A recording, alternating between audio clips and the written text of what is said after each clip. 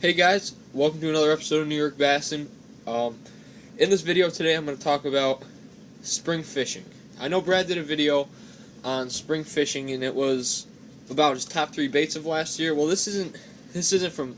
It's mostly from past experiences, but this is just like an overall spring fishing. I'm going to go from early spring to late spring, like spring summer transition kind of.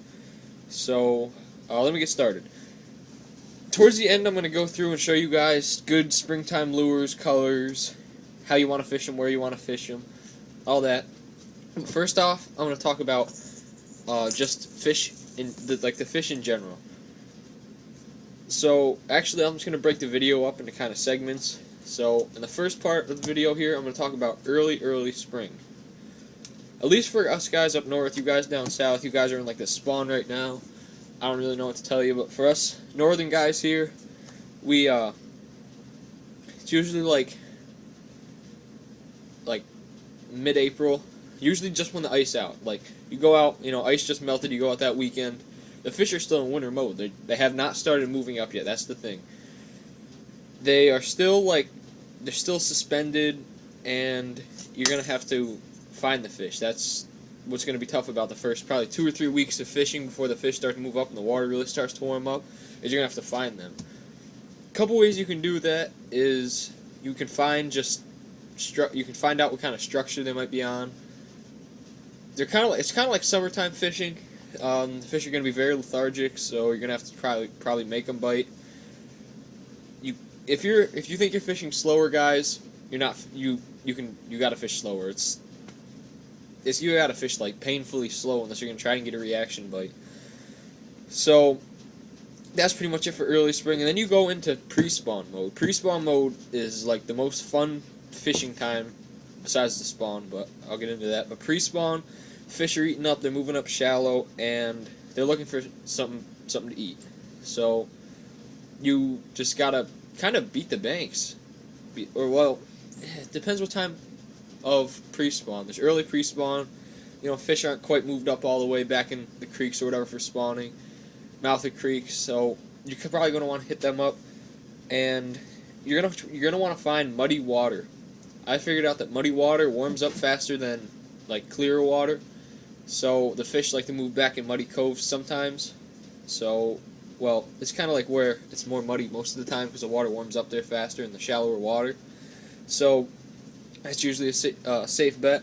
And then later on in the spring, well, you go into the spawn, and the fish are on their beds. You're going to be going after the big females, but there's not really much I can talk about with that. You just got to kind of find out where they're spawning on big flats or back in creeks or whatever, and then you just got to, well, for me, I don't really fish a lot of clear water. I don't really sight fish, so you just kind of blind flip or blind pitch up in the areas, mostly with a jig or a square bill or something. Take a long cast and just bring it along the edge, like parallel to the shore. So, and then late in the spring, you're going to post-spawn. Fish are lethargic. Some of them are going to stay up shallow where they spawn. So those are usually the fish that I find. But then they start moving deep for the warmer days coming up. So you just got to find them, guys. You just got to find the structure they're relating to, and then just find all of it you can and catch them. So now I'm going to move into lures and what time of the year you probably want to throw this lure and all that. So early in the spring, like I said, before the fish move up, there's a couple of lures that I think you should throw. A deep crankbait, this right here, is a Strike King 5XD in sexy shad color. So that's one lure you can throw because it'll get down there and it'll kind of stay in the strike zone where if you find that's where the fish are, and that will generate you some bites. I don't know if it doesn't have hooks on it yet. I gotta buy some new hooks, but you can throw slow roll a spinnerbait. This right here is a Booyah. I'm not sure if it's 1/4 or 3/4 ounce. I'm kind of leaning towards 3/4 ounce, but it's dual Colorado blade, which is good for me because that vibration there, and like when I'm slow rolling this thing, even thumping it or whatever in deeper water, these Colorado blades will throw off quite a bit of vibration, and that attracts fish. But if you guys are fishing clearer water, you're going to want something like this. Is a Terminator stainless steel spinnerbait. And this is just straight chartreuse, and this is chartreuse and white. But the dual willow leaves, they do throw off vibration, but they're more good. They're good at reflecting light. So clear water, willows, dirty water, these. And this right here isn't. This is not how it comes stock. Pretty sure there's a willow leaf on it. It might have been a Colorado. I don't remember. And it fell off. I had a spinnerbait that did not work right with this big Colorado blade there, so I took that off, put it on here, and I've caught a ton of fish on this thing. It's probably one of my favorite spinnerbaits. And then as the fish, oh, there's a lure here I don't have. It's an Alabama rig. It's for those of you that don't know, it's kind of like, it looks like a bait fish head or whatever, and there's like the 3 or 5 or whatever wires coming off of it, and on the end you put like swim baits, or some people put swim jigs or whatever. And that's another really good lure to use at this time. You can get it down there and just kind of have the swim baits cruising along the bottom. A jig. This right here is an Arky jig. It's a Killer Custom Arky jig. We also have flipping jigs, but I prefer an Arky jig for deeper water, because this thing will sit flat all the time. Nice on ledges, whatever. The thing stays flat. So that's very, very good. Alright guys, now the fish are moving up. Here's something that you can throw pretty much anytime in the spring or fall is a hollow body swim bait. You can fish on a jig head or a weighted hook. But this thing, this is a Strike King Shadowlicious and Sexy Shad. But these things are rip up easy, so they're not cheap. But you put the weighted hook like I do, and the thing just along the bottom. And I haven't really used it a lot, but we fish a little. There's a Clearwater pond that we fish. It's full of springs. So we usually go that early in the season. Like, that's the first place we fish, so I'll throw this because it's good for like clearer water. And then the fish are moving up. Something you can throw pretty much throughout spring is a jerkbait. This right here is a Bass Pro Shops XPS jerkbait in some kind of shad color.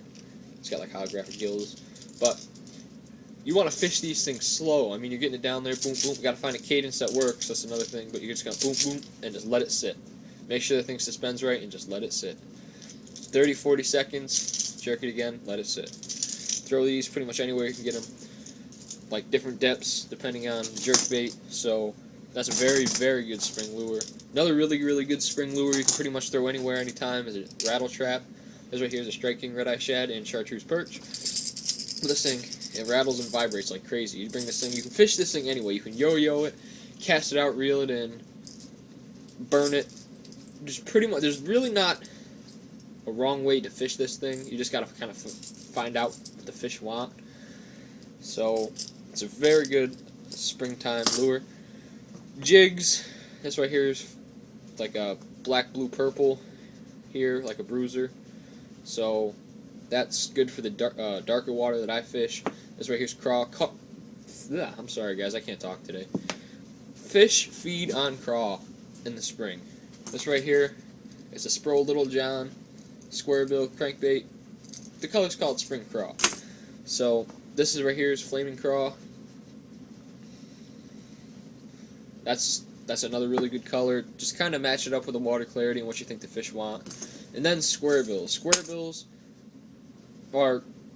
bills and jigs are what I caught my fish on last year.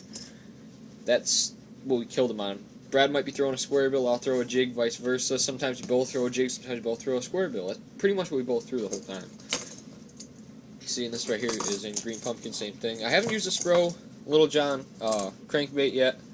I'm excited to. I have heard good things about it.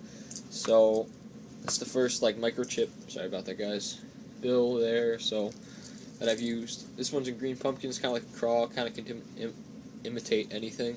So, and a chatterbait. Chatterbait's good when you're up in the dirty water, coves, creeks, whatever. You throw this thing up there, this thing's coming along, big bass comes up and destroys it. So that's just an idea of like a broad idea of like quick going over spring fishing. Some things you don't want to throw is like a frog, but I hope you guys know that I don't think I need to go over any of that.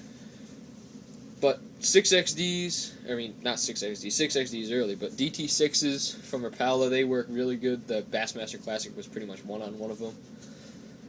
Series 3, good, like, pre-spawn, post-spawn, that's a good lure, but, I mean, you guys just gotta experiment, that's pretty much all I gotta say.